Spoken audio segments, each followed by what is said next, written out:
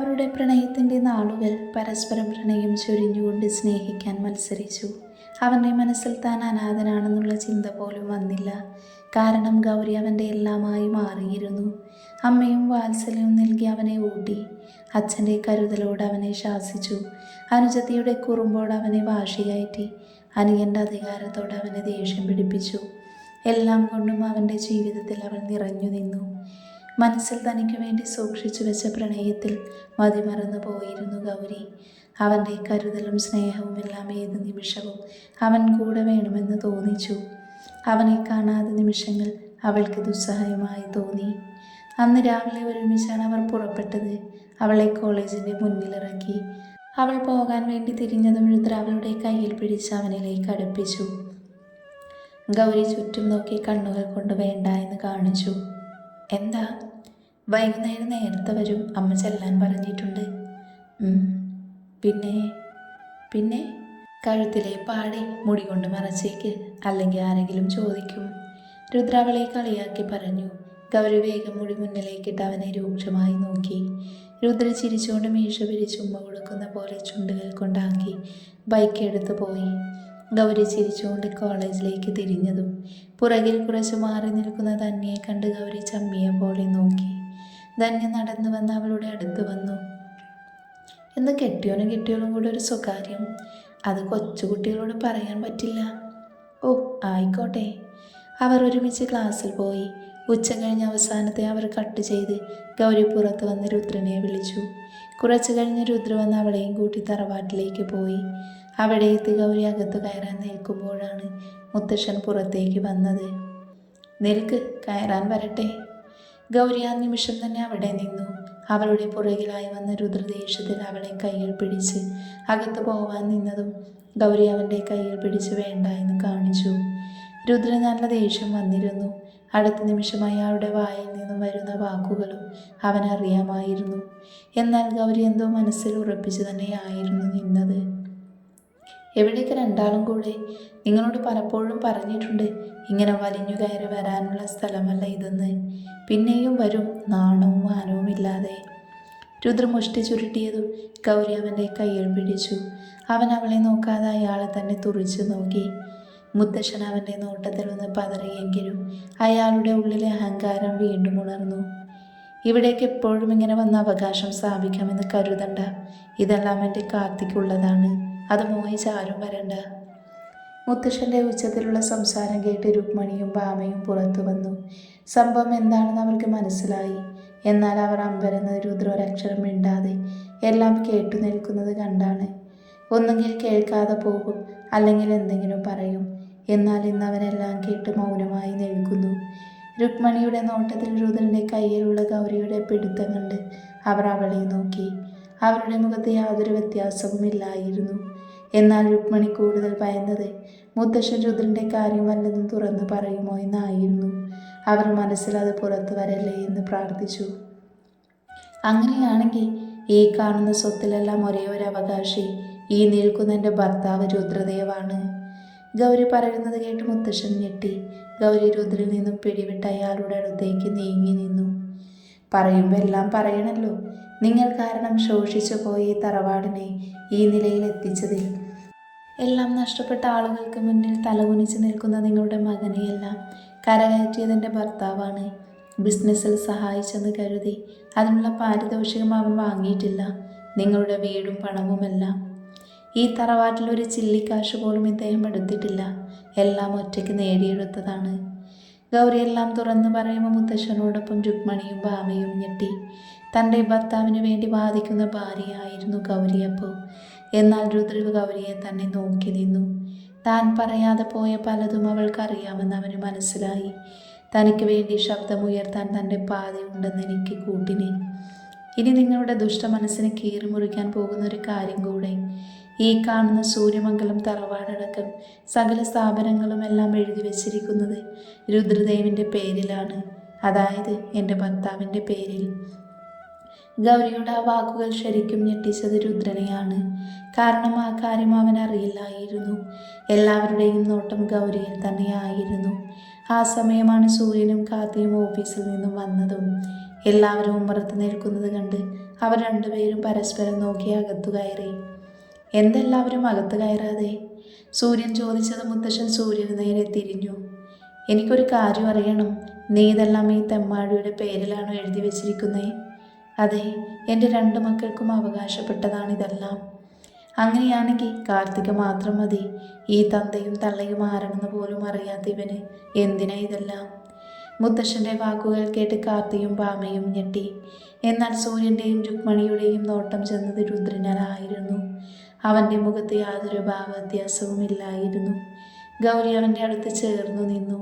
ഞാനുണ്ട് എന്ന് പറയും പോലെ. ഗൗരി, വാ, നമുക്ക് പോകാം. ഇനി ഇവിടെ നിന്നാ ഞാൻ പഴയ രുദ്രാവും. മോനെ ദേവ. രുക്മണി കരഞ്ഞുകൊണ്ട് അവൻ്റെ അടുത്ത് വന്നു. അവരുടെ കരച്ചിൽ കണ്ട് എല്ലാവർക്കും സങ്കടം തോന്നി. ആ വീടിൻ്റെ നടുന്തൂണായ രുദ്രദേവ് അവിടുത്തെ അംഗമല്ല എന്ന് കേട്ട ഭാമ പോലും തളർന്നു. കുഞ്ഞുനാൾ മുതൽ തൻ്റെ സ്വന്തമായിരുന്ന ഏട്ടന് സ്വന്തമല്ല എന്ന് കേട്ട് കാർത്തി തളർന്നു. ഞാൻ പോകുന്നു അമ്മ, പിന്നെ വരാം. അമ്മ കരയരുത്, എനിക്കെല്ലാം അറിയാമായിരുന്നു. ഇനി ഇവിടെ നിന്ന രംഗം വഷളാവും. ഞങ്ങൾ പിന്നെ വരാം. രുദ്രഗൗരിയുടെ കൈപിടിച്ച് ആ വീടിൻ്റെ പടിയിറങ്ങി. ആ കാഴ്ച കണ്ട് സൂര്യൻ്റെയും രുക്മണിയുടെയും നെഞ്ചു പിടഞ്ഞു. എന്നാൽ മുത്തശ്ശൻ മാത്രം സന്തോഷിച്ചു. അവർ കണ്ണിൽ നിന്നും മാഞ്ഞതും രുക്മണി കരഞ്ഞുകൊണ്ട് അകത്തേക്ക് പോയി. സൂര്യൻ മുത്തശ്ശൻ്റെ അടുത്ത് വന്നു. നിങ്ങളുടെ മനസ്സ് നിറയെ വിഷമാണ്. സ്വന്തം കുഞ്ഞിനെ പോലെ സ്നേഹിക്കേണ്ട അവനെ അകറ്റി നിർത്തിയാൽ നിങ്ങൾ ഒരിക്കൽ ഖേദിക്കും. സൂര്യൻ രോഷത്തിൽ പറഞ്ഞുകൊണ്ട് നടന്നു. വാതിൽക്കലെത്തിയതും എന്തോർത്ത് അയാൾ തിരിഞ്ഞു നിന്നു. ഒന്നുകൂടെ കേട്ടോ, ഈ കാണുന്നതെല്ലാം എൻ്റെ മകനുള്ളതാണ്, രുദ്രദേവിന്. അവൻ്റെ ഇഷ്ടം നോക്കിയ കാർത്തിക് ദേവിന് പോലും ഇതിൽ സ്ഥാനമുള്ളൂ. കാരണം അവനാണിതെല്ലാം ഉണ്ടാക്കിയത്. അവനാണ് എൻ്റെ മൂത്ത മകനും. കാർത്തിയുടെ മനസ്സിൽ മുത്തശ്ശനോട് ദേഷ്യം തോന്നി. അവൻ അയാളെ നോക്കി പുച്ഛിച്ചുകൊണ്ട് അകത്തേക്ക് പോയി. രുദ്ര ഉള്ളിൽ തോന്നിയ ദേഷ്യമെല്ലാം സ്പീഡിൽ തീർത്തു. ഗൗരി പേടിച്ചിരുന്നു. അവൾ പതിയെ പോകാൻ പറഞ്ഞെങ്കിലും രുദ്ര കേട്ടില്ല. ഒടുവിൽ അവൾ വെള്ളം വേണമെന്ന് പറഞ്ഞപ്പോൾ രുദ്ര ഒരു കടയുടെ മുന്നിൽ നിർത്തി. അപ്പോൾ തന്നെ ഗൗരി ബൈക്കിൽ നിന്നും ചാടിയിറങ്ങി. എന്നെ കൊല്ലാൻ കൊണ്ടുപോകുകയാണോ? കൊല്ലാനായാലും ചാവാനായാലും കയറ്, വേഗം പോവണം. എനിക്കങ്ങനെ ഇപ്പോൾ ചാവണ്ട. എനിക്കൊരുപാട് വർഷം ജീവിക്കണം. അമ്മയായി, അമ്മൂമ്മയായി, അതിൻ്റെ അമ്മൂമ്മയായി, അങ്ങനെ അങ്ങനെ. നീ കയറുന്നുണ്ടോ അതോ ഞാൻ പോവണോ? സ്പീഡിൽ പോയില്ലെങ്കിൽ കയറാം. എൻ്റെ കൂടെ വരാൻ പേടിയുള്ളവർ എൻ്റെ കൂടെ വരണ്ട. കയ്യിൽ പൈസയില്ലേ, ബസ്സിന് വന്നോ? രുദ്ര പിന്നെ ഒന്നും പറയാതെ ബൈക്കെടുത്ത് പോയി. ഗൗരിയൊന്നും വേണ്ടായിരുന്നു എന്ന് ഓർത്തു നിന്നു.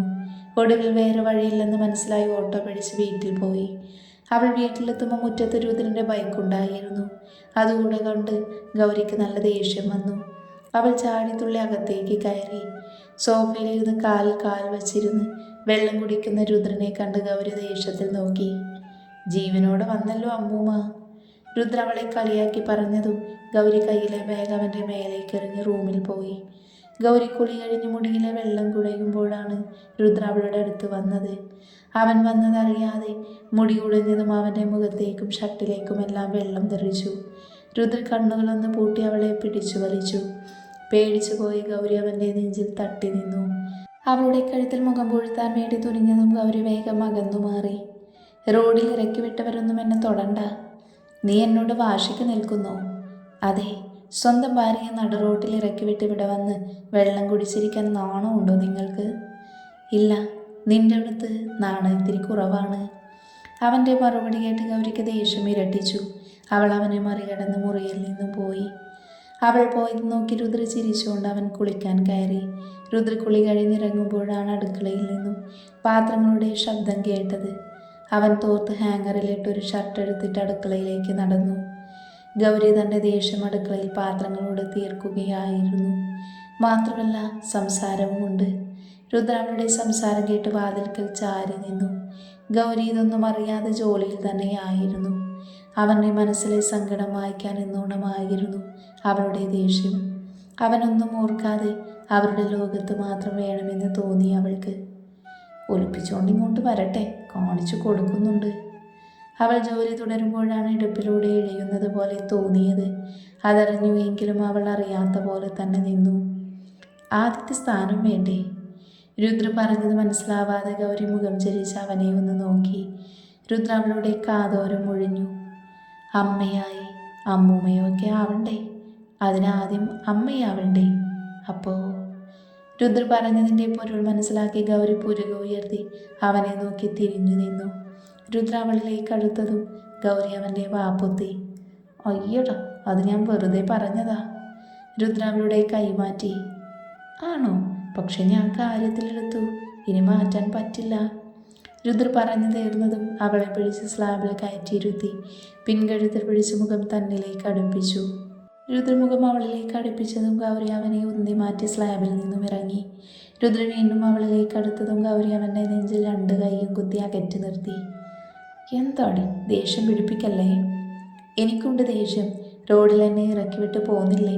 ഒട്ടും സ്നേഹവും ഇല്ലല്ലോ. നിനക്കെൻ്റെ കൂടെ വരാൻ പേടിയാണെന്ന് പറഞ്ഞതുകൊണ്ടല്ലേ? അതിനങ്ങനെയാ ചെയ്യുക? എനിക്ക് മനസ്സിലാവുന്നുണ്ട്. അല്ലെങ്കിലും ആദ്യത്തെ സ്നേഹമൊന്നും ഇപ്പോൾ ഉണ്ടാവില്ല. ആദ്യം ഞാൻ പോലും അറിയാതെ പുറകിൽ വന്നിരുന്ന ആളായിപ്പോൾ റോഡിൽ ഒറ്റയ്ക്ക് വിട്ട് പോന്നേ. ഗൗരി പറഞ്ഞു തീർന്നതും രുദ്ര ദേഷ്യത്തിൽ അവളുടെ കൈകൾ തട്ടിയെറിഞ്ഞു. അവനിൽ നിന്നും അങ്ങനെ ഒരു ഭാവം അവൾ പ്രതീക്ഷിച്ചില്ല. അവൻ അത്രയും ദേഷ്യം വന്നിരുന്നു. രുദ്ര തിരിഞ്ഞു പോകാൻ നിന്നതും ഗൗരി അവൻ്റെ മുന്നിൽ കയറി നിന്നു. എന്തിനാ ഇത്രയും ദേഷ്യം? നീ പറഞ്ഞതിൻ്റെ അർത്ഥം എനിക്ക് മനസ്സിലായി. നിന്റെ ശരീരം കിട്ടിയപ്പോൾ സ്നേഹം കുറഞ്ഞു എന്നല്ലേ? നിനക്ക് അങ്ങനെ തോന്നിയെങ്കിൽ പിന്നെ നിന്നോട് സംസാരിക്കാൻ ഇനി ഞാനില്ല. ഞാൻ അങ്ങനെ പറഞ്ഞു ദേവേട്ട, ഇല്ലാത്തത് പറയല്ലേ. പിന്നെ നീ പറഞ്ഞതിൻ്റെ അർത്ഥം എന്താ? നിന്നെ ഇറക്കി വിട്ട് നീ ഓട്ടോ പിടിച്ചു പോകുന്നത് വരെ ഞാൻ അവിടെ തന്നെ ഉണ്ടായിരുന്നു. നീ വീട്ടിലെത്താനായപ്പോഴാണ് നിന്നെ ഓവർടേക്ക് ചെയ്ത് വീട്ടിൽ കയറിയത്. രുദ്ര അവളെ മാറ്റി നിർത്തി അവിടെ നിന്നും പോയി. രുദ്രനെ ദേഷ്യം പിടിപ്പിച്ചതിൽ ഗൗരിക്ക് സങ്കടം തോന്നി. വെറുതെ കളിപ്പിക്കാൻ വേണ്ടിയായിരുന്നു. പക്ഷെ അവനത് അത്രയും സങ്കടമുണ്ടാക്കിയെന്ന് മനസ്സിലായി. ഗൗരി അവൻ്റെ പിണക്കം മാറ്റാൻ തന്നെ തീരുമാനിച്ചു. അവൾ വേഗം ജോലി ചെയ്ത് മുറിയിലേക്ക് പോയി. രുദ്ര അവിടെ ഉണ്ടായിരുന്നില്ല. അവൻ വരാന്തയിലുണ്ടാവുമെന്ന് തോന്നി അവൾ അങ്ങോട്ട് പോയി. രുദ്ര അവിടെയും ഉണ്ടായിരുന്നില്ല. ഗൗരി വീട് മൊത്തം തിരഞ്ഞു. പക്ഷെ രുദ്രനെ എവിടെയും കണ്ടില്ല. ബൈക്ക് മുറ്റത്തുണ്ടായിരുന്നു. മാത്രമല്ല മുന്നിലെ ഡോറ് ലോക്ക് തന്നെയായിരുന്നു. അവൾക്ക് പേടി തോന്നി. ദേവേട്ട, ഗൗരി കുറേ പ്രാവശ്യം വിളിച്ചെങ്കിലും മറുപടി കിട്ടിയില്ല. ഇനി എന്ത് ചെയ്യുമെന്നറിയാതെ അവൾ നിന്നു. വീടിൻ്റെ ടെറസിൽ കൂടെ നോക്കിയാലോ എന്ന് കരുതി അവൾ മുകളിലേക്ക് കയറി. വാതിൽ തുറന്നിട്ടിരുന്നു. അവൻ അവിടെ ഉണ്ടാകുമെന്ന ഉറപ്പിൽ അവൾ അങ്ങോട്ട് പോയി. മുകളിൽ കയറി അവൾ നോക്കുമ്പോൾ രുദ്ര അവിടെ ഉണ്ടായിരുന്നു. ഗൗരി ആശ്വാസത്തോടെ അവൻ്റെ അടുത്തേക്ക് പോയി നിന്നു. അവളുടെ സാമീപ്യം അറിഞ്ഞെങ്കിലും രുദ്ര തിരിഞ്ഞു നോക്കിയില്ല. ഗൗരി അവനെ പുറകിലൂടെ കെട്ടിപ്പിടിച്ചു. എന്നാൽ രുദ്ര അവളിൽ നിന്നും അകന്നു മാറി. അവൻ്റെ പിണക്കം കാര്യത്തിലാണെന്ന് അവൾക്ക് മനസ്സിലായി. അവൾക്ക് സങ്കടം തോന്നി. അവൾ അവൻ്റെ മുന്നിലേക്ക് കയറി നിന്നു. രുദ്ര അവളെ നോക്കാതെ മറ്റെങ്ങോ നോക്കി. ദേവേട്ട, മതിട്ടോ, ഇനി എനിക്ക് സങ്കടം വരുവേ. രുദ്രൊന്നും മിണ്ടാതെ കുറച്ച് മാറി നിന്നു. ഗൗരിയുടെ കണ്ണുകൾ നിറഞ്ഞു. എങ്കിലും അവൾക്ക് അവനോട് മിണ്ടാതിരിക്കാൻ കഴിഞ്ഞില്ല. ദേവേട്ട, സോറി. ഞാൻ പറഞ്ഞതിൻ്റെ അർത്ഥം അതല്ല. ഞാൻ വെറുതെ ദേഷ്യം പിടിപ്പിക്കാൻ വേണ്ടി പറഞ്ഞതാ. എനിക്കറിയാം ദേവേട്ടൻ എന്നെ ഒറ്റയ്ക്കാക്കി പോകില്ലെന്ന്. ഗൗരി കരച്ചിലിൻ്റെ വക്കീലെത്തിയിരുന്നു. അവൾ തലതാഴ്ത്തി നിന്ന് പറഞ്ഞു. രുദ്ര അവളെ നോക്കുമ്പോൾ അവൾ തലതാഴ്ത്തി കണ്ണുകൾ തുടയ്ക്കുന്നത് കണ്ടു. രുദ്രുള്ളിലെ കള്ളത്തരം ഒളിപ്പിച്ച് വെച്ച് അവളുടെ അടുത്തേക്ക് പോയി. എന്നാലും നീ അങ്ങനെ പറയാൻ പാടില്ലായിരുന്നു. നിന്നെ ഇത്രയും സ്നേഹിച്ചിട്ട് നീ എന്നോട് ഇങ്ങനെയൊക്കെ. രുദ്ര പറഞ്ഞു തീരും മുന്നേ ഗൗരി അവൻ്റെ വാപൊത്തി. അവളുടെ കലങ്ങിയ കണ്ണുകൾ കണ്ട് രുദ്രന് വേണ്ട എന്ന് തോന്നി. അത്രയും സങ്കടം അവൾക്കുണ്ടെന്ന് അവൻ അറിയാമായിരുന്നു. ദേവേട്ട, പ്ലീസ്, ഞാൻ അങ്ങനെയൊന്നും. ഗൗരി പറയാൻ തുടങ്ങും മുന്നേ രുദ്ര അവളെ വാരിപ്പുണർന്നു. അവൻ്റെ ഭാഗത്തു നിന്നും അങ്ങനെ ഒരു പെരുമാറ്റം പ്രതീക്ഷിക്കാത്ത ഗൗരി പെട്ടെന്നൊന്ന് ഞെട്ടി. അടുത്ത നിമിഷം രുദ്രൻ്റെ ചിരി കേട്ട് അവൾ അവനിൽ നിന്നും അകന്നു മാറി. അവൾ അവനെ സൂക്ഷിച്ചു നോക്കി. എന്നാൽ രുദ്ര അപ്പോഴും ചിരിക്കുക തന്നെയായിരുന്നു. എൻ്റെ ഗൗരിക്കുട്ടി ഇത്രയേ ഉള്ളൂ. നിന്റെ ഡയലോഗും നിൽപ്പൊക്കെ കണ്ടപ്പോൾ തോന്നി എന്നോട് കട്ടയ്ക്ക് പിടിച്ചു നിൽക്കുമെന്ന്. എവിടെ? 2 മിനിറ്റ് ആയപ്പോഴേക്കും. രുദ്ര തന്നെ കളിപ്പിക്കാൻ വേണ്ടി ചെയ്തതാണെന്ന് മനസ്സിലായതും ഗൗരിക്ക് ദേഷ്യം വന്നു. അവൾ അവനെ ദേഷ്യത്തിൽ നോക്കി തിരിഞ്ഞു നടക്കാൻ നിന്നതും രുദ്ര അവളെ പുറകിലൂടെ കൂട്ടിപ്പിടിച്ചു. അങ്ങനെയങ്ങ് പോയാലോ? എന്തായിരുന്നു കുറച്ച് മുന്നത്തെ പെർഫോമൻസ്? നിന്നോട് ഞാൻ പറഞ്ഞിട്ടുണ്ട് രുദ്രദേവിനോട് കളിക്കാൻ നിൽക്കല്ലേ എന്ന്. നിങ്ങൾക്ക് ഗൗരിയെ ശരിക്കും അറിയില്ല. ഇതിന് ഞാൻ പകരം ചോദിക്കും. ഇപ്പം കരഞ്ഞ് മൂക്കൊലിപ്പിച്ചതുപോലത്തെ പകരമാണെങ്കിൽ വേണ്ട മോളെ. നിങ്ങൾ വിട്ടേ, എനിക്ക് ഉറക്കം വരുന്നു. ഇത്രയും റൊമാൻറ്റിക്കായി ഞാനിവിടെ നിൽക്കുമ്പോൾ നിനക്ക് എങ്ങനെ പോകാൻ തോന്നുന്നടി? എനിക്ക് റൊമാൻസിക്കാൻ സമയമില്ല. ഒറ്റയ്ക്കിരുന്ന് റൊമാൻസിച്ചോ. ഗൗരി അവൻ്റെ കൈകൾ തട്ടിമാറ്റി പോകാൻ നിന്നതും രുദ്ര അവളെ വലിച്ച് അവനിലേക്കിട്ടു. ഇടുപ്പിലൂടെ വലിഞ്ഞു മുറുകി അവളുടെ ചുണ്ടുകൾ അടുത്ത നിമിഷം അവൻ സ്വന്തമാക്കി. ഗൗരി ആദ്യം കുതിരെ മാറാൻ ശ്രമിച്ചുവെങ്കിലും അവളും അതിൽ ലയിച്ചു. എത്ര നുകർന്നിട്ടും മതിയാവാതെ അവൻ്റെ പല്ലുകൾ അവളുടെ ചുണ്ടുകൾ മുറിവ് സമ്മാനിക്കുമ്പോൾ ആ വേദന പോലും അവൾക്ക് സ്നേഹമായി തോന്നി. രുദ്രൻ്റെ പ്രണയത്തിൽ അലിഞ്ഞു പോകുന്ന ഒരു നീർക്കുമിള പോലെ അവൾ തളർന്നു. അവൻ്റെ ചുണ്ടുകൾ കഴുത്തിലേക്ക് പതിഞ്ഞതും ഗൗരി പെട്ടെന്ന് തല പുറകിലേക്ക് നീക്കി. രുദ്ര അവളെ എടുത്ത് തോളിലിട്ടു. ഗൗരി പേടിച്ച് അവനെ ഇറുക്കെ പിടിച്ചു. അവളെയും തോളിലിട്ട് രുദ്ര പടികളിറങ്ങി മുറിയിലേക്ക് നടന്നു. ദേവേട്ട വിട്ടേ. നീ എന്താ പറഞ്ഞത്? എനിക്ക് പഴയ സ്നേഹമില്ലെന്നോ?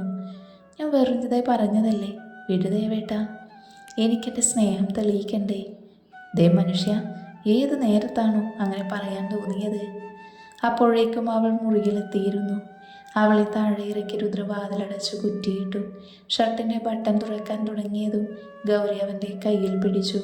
എനിക്ക് പഠിക്കാനുണ്ട്. ഇപ്പം വേണ്ട പ്ലീസ്. എനിക്കിപ്പോൾ വേണം.